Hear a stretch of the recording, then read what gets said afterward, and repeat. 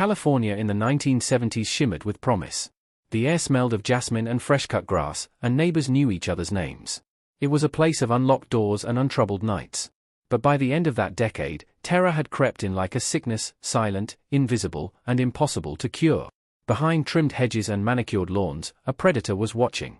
And his appetite for cruelty had just begun. He wasn't famous yet. He didn't even have a face. But the destruction he left behind told the story of someone who wasn't just attacking homes, he was dismantling lives.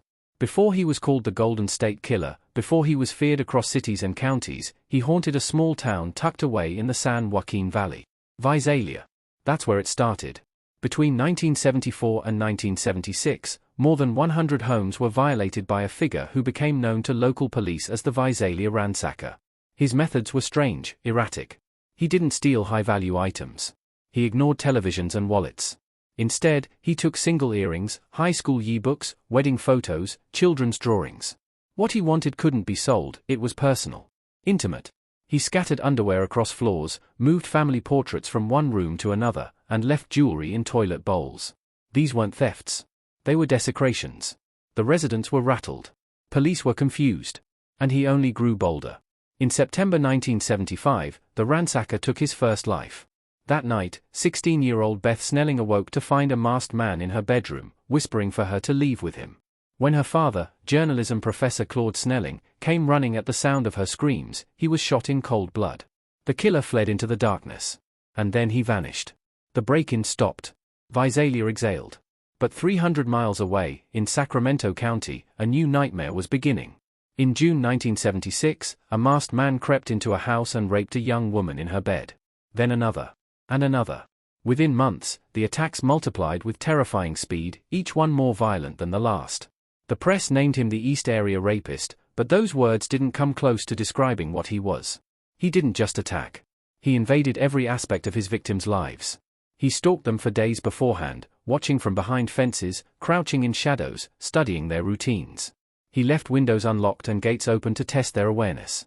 Sometimes, he broke in while they weren't home, just to leave things slightly moved, subtly off, so they'd question their own sanity. Then, late at night, he returned. Victims were woken by the sharp beam of a flashlight. Behind it, a man in a ski mask, whispering commands. Always armed. Always calm. He spoke through clenched teeth, his voice raspy and cruel. He brought his own bindings, shoelaces or twine, often cut from other victims' homes. He tied their wrists and ankles, gagged them, then ransacked the house like it belonged to him. After that, he raped them. Sometimes more than once. Often he lingered, pacing through the house, opening drawers, eating their food while they lay motionless, barely breathing. But the worst was yet to come. When the victims were couples, the cruelty intensified. The East Area Rapist would separate them, tie the man face down, and stack dishes on his back. Then he'd whisper that if he heard a single plate clatter, he would kill them both. After that, he raped the woman within earshot of her helpless partner. It was psychological torture. He didn't just want to dominate, he wanted them to break. The attacks happened with merciless frequency. Rancho Cordova, Carmichael, Citrus Heights, Davis, Concord.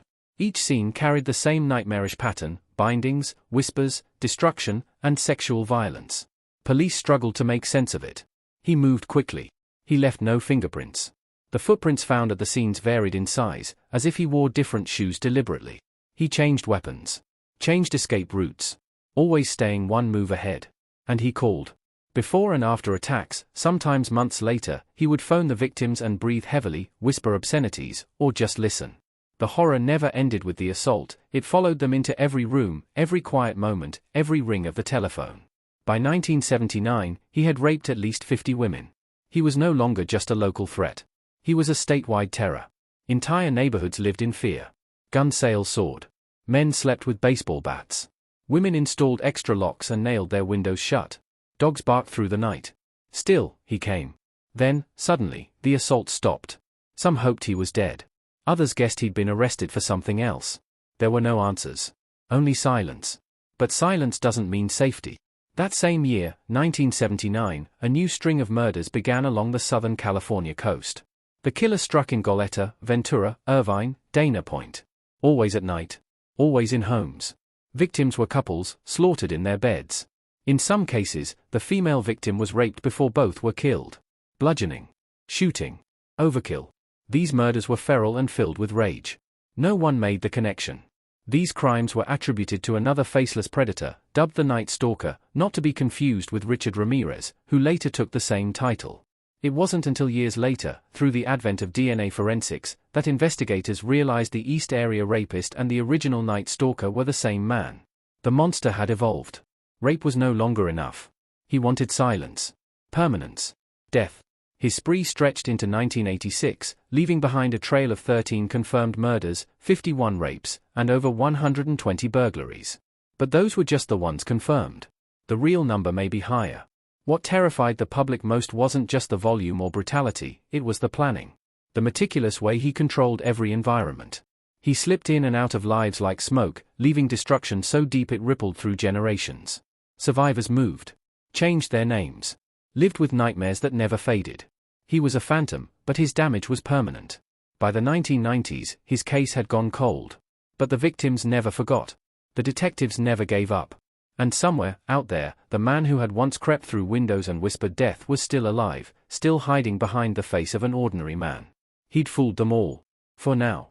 The East Area Rapist vanished from Northern California like smoke after a fire, no goodbyes, no trace. But evil like his doesn't fade. It transforms. By the late 1970s, the attacks that had paralyzed Sacramento came to a sudden halt. Investigators were left reeling, dozens of victims traumatized, and no one closer to knowing who this man was. But for those following the case closely, the quiet wasn't reassuring. It was foreboding. A new horror had begun to unfold further south. In late 1979, a young couple in Goleta, California, just outside Santa Barbara, were startled from sleep by movement in their bedroom. The man lunged for a weapon. A masked figure fired in the dark, and both homeowners fell. The killer fled before finishing what he started. Authorities labeled it a botched burglary. But behind the scenes, seasoned detectives began to suspect otherwise. Months later, another couple, Dr. Robert Offerman and Deborah Manning, were found brutally murdered in their condo. Both had been bound, and yet somehow Offerman had broken free. He was found shot in the back, while Deborah lay dead beside him, executed at close range. The bindings were familiar. The precision was chilling.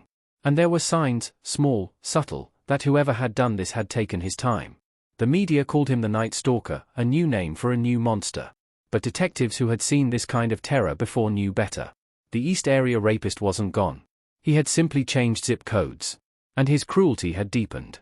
Rape was no longer enough. Now he wanted silence. In 1980, Charlene and Lyman Smith, a respected Ventura couple, were found bludgeoned to death in their home. Charlene had been raped, bound with nautical knots so intricate they baffled local officers. Lyman was beaten so violently that blood spatter reached the ceiling. A piece of wood, a fireplace log, was used as the weapon. The scene was frenzied, brutal, and yet eerily staged. He was refining his ritual. With each kill, the pattern became more focused, more vicious. Victims were couples, mostly asleep in their beds when he struck. He would tie them up with materials brought from their own homes, ensuring every murder was intimate and personalized. He was no longer speaking or making phone calls. He no longer needed to. His silence said everything. Then came Keith and Patrice Harrington, found dead in August 1980 in their Dana Point home. Patrice had been sexually assaulted. Both were beaten to death in their bedroom, and once again, the bindings were methodical, an unmistakable signature. In 1981, Manuela Whithorn, alone in her home in Irvine while her husband was hospitalized, was raped and murdered. She was found days later, her body cold, her wrists still bound. The television was found left on, a detail that matched prior attacks. She hadn't stood a chance. The following year, Yanelle Cruz, only 18 years old, was killed in her family's home in Irvine. She had been raped and bludgeoned. The force used was extreme, overkill by any definition. It would be his final known murder. And then, once again, he disappeared. No more attacks. No more bodies. Just silence. For years, California law enforcement worked parallel investigations. In Northern California, they searched for the East Area Rapist, a sexual predator with military discipline and obsessive tendencies. In the South, they hunted the original Night Stalker, a phantom who murdered with surgical cruelty and vanished without trace. It wasn't until 2001, thanks to advancements in DNA technology, that analysts confirmed the terrifying truth: they were the same man. 3 identities. 1 monster. The Visalia ransacker. The East Area Rapist. The original Night Stalker. He had shifted identities like masks, moving across cities and counties, adapting his tactics as he evolved. His early obsession with control had turned into a compulsion to erase his victims altogether. What connected them all was more than DNA. It was the methodical terror, the manipulation, the need to dominate completely. He stalked not just bodies, but minds. His victims lived long after the attacks, but they didn't live freely. He rewrote their sense of reality, poisoned their peace, and haunted their sleep. And still, no one knew his name. The case would become one of the longest and most complicated in California history. A patchwork of departments tried to stitch it together: Sacramento County, Contra Costa, Ventura, Santa Barbara, Orange. Each one held a piece of the puzzle, but the full picture remained obscured by time and silence. Public awareness exploded after true crime author Michelle McNamara began researching the case for what would eventually become her posthumous bestseller, I'll Be Gone in the Dark. It was McNamara who gave the killer the name that finally stuck, the Golden State Killer. It was fitting. This was no local threat. He had left a bloody fingerprint across the entire state. While technology caught up with the evidence, the killer lived a quiet, invisible life. He aged, retired, raised a family. No one suspected the former police officer in Citrus Heights. No one questioned the angry old man who lashed out at neighbors and muttered to himself. The mask had fused to the man. He had become ordinary. And it worked. Until it didn't. Behind the scenes, a breakthrough was brewing. In 2018, investigators used a technique called genetic genealogy, uploading DNA from a decades-old crime scene into a public ancestry database. Within days, they had a family tree. Weeks later, they had a name. Joseph James DeAngelo Jr. A former Navy man. A former police officer. A father. A killer. On April 24, 2018, officers watched as DeAngelo calmly stepped out of his suburban home to load groceries into his car. They arrested him without a fight. In his garage, they found tools, mementos, and the echo of a man who had once held California in a chokehold of fear. For over 4 decades, he had lived undetected. But the silence was over. The question now wasn't whether he was guilty. It was how many others, how many we don't know, had also felt the weight of his hands, the cold breath on their neck, the snap of rope behind their backs. The monster had a name. And it was time to drag it into the light. It was a warm spring afternoon when officers approached the small, tan house in Citrus Heights. For years, the man inside had lived like any quiet retiree, tending to his lawn, arguing with neighbors over property lines, muttering obscenities under his breath as he paced the driveway. Nobody suspected that this grizzled old man was responsible for one of the most monstrous crime sprees in California's history. Joseph James DeAngelo Jr., a 72-year-old former police officer and Navy veteran, barely looked up when authorities arrested him on April 24, 2018. He didn't ask why. He didn't protest. As if he already knew the game was over. Inside the station, detectives confronted him with DNA results that tied him to more than a dozen murders. He said little, until, suddenly, in a bizarre third-person whisper, he muttered, "I did all those things. I didn't have the strength to push him out. He made me. He made me do it." That single statement was the closest the world would get to hearing DeAngelo confess to the horrors he had inflicted over 12 years. The man who once bound women with shoelaces, watched them weep while he whispered death threats into their ears, and bludgeoned men until their skulls collapsed, had grown old. But his crimes had not faded. They lived on in the trauma of his victims and the silence of the dead. Authorities now faced a daunting task: gathering decades-old evidence, reopening countless cold cases, and preparing to prosecute a man for crimes that had once seemed destined to remain unsolved. The list was staggering. 13 known murders. 51 confirmed rapes. Over 100 home invasions. Each case bore his twisted signature: careful planning, obsessive control, and a brutality that defied comprehension. Because of California's statute of limitations, DeAngelo couldn't be charged for the rapes he committed in the 1970s. But prosecutors worked around it, charging him with 13 counts of murder and 13 counts of kidnapping for robbery, where applicable, to ensure justice had its day. What followed was a trial unlike any other. June 29, 2020. The courtroom fell into a stunned silence as DeAngelo, sitting in a wheelchair, pleaded guilty to each count in a low, rasping voice. He offered no explanation. No apology. Just a list of names, victims, dates, places, spoken aloud as if reading off a grocery list. It was mechanical, devoid of humanity. But the survivors and families in the room had waited decades for this moment. The woman who had been just 13 when he raped her stood and faced him, her voice shaking with rage. "You stole my childhood. You broke something inside me that I've spent my whole life trying to fix." Others told similar stories. Of marriages ruined, sleep lost, children raised under the shadow of fear. Some had forgotten what life felt like before he entered their homes and shattered everything. And those who couldn't speak for themselves were represented by loved ones. A sister sobbed as she described finding her brother and his wife beaten to death in their bedroom. A son shared how he came home to find police swarming the house, his teenage sister's body cold in the hallway. Each testimony peeled back another layer of DeAngelo's savagery. He hadn't just raped and murdered. He had erased futures, scarred generations, and built a legacy drenched in cruelty. What haunted many the most wasn't just the violence, but his calm, detached demeanor afterward. DeAngelo had returned to normalcy after every crime. He went back to work, kissed his wife, raised his daughters, all while hiding the blood on his hands behind a badge and a smile. The brutality of his crimes remained seared in the public consciousness. In one instance, he told a bound couple he would kill them both if they made a sound. He then stacked dishes on the man's back and warned that if he heard them fall, he'd shoot the woman. Then he disappeared into the house to raid the fridge, ransack drawers, and return to assault her again. Hours passed. The man didn't move an inch. That kind of terror doesn't fade. It etches itself into your bones. Another woman recalled the feeling of his knife pressed to her neck, his voice low and cold, "Do what I say, and maybe I won't slit your throat." He always wore a mask.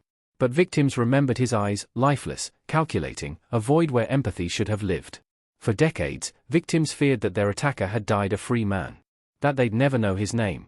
But now he sat in front of them, aged and feeble, unable to meet their gaze. August 21, 2020. The judge delivered his sentence, life in prison without the possibility of parole. 13 consecutive life terms, plus 8 additional life sentences and 10 years. DeAngelo would never breathe free air again. But for many, that wasn't enough. No punishment could restore what he'd stolen. No sentence could erase the fear that lingered in unlocked windows, the nightmares born from his voice whispering, "I'll be watching." Joseph DeAngelo didn't just terrorize homes, he rewrote the definition of evil in America's consciousness. He wore many faces, the stalker, the rapist, the killer, the family man. But beneath them all was a void. No remorse. No empathy. Just calculation and cruelty. Even in prison, he remained an enigma. He rarely spoke. He ate in silence. He never wrote letters or expressed guilt. To this day, he refuses interviews, leaving experts to speculate whether he was driven by rage, power, or simply the desire to watch the world burn from the shadows. What's left behind is not just a long list of victims, but a fractured sense of safety. DeAngelo proved that monsters don't always look like monsters. Sometimes, they blend in. Sometimes, they wear a uniform. And sometimes, they sleep in the house next door. The Golden State Killer was unmasked. But the damage he caused, psychologically, emotionally, generationally, may never fully be undone. And in the quiet hours of the night, in homes up and down California, some still swear they can hear a whisper. I'll be back. Thank you for listening to Crime Echoes with Lewis. Please like this video and subscribe. Ensure to leave any suggestions in the comments.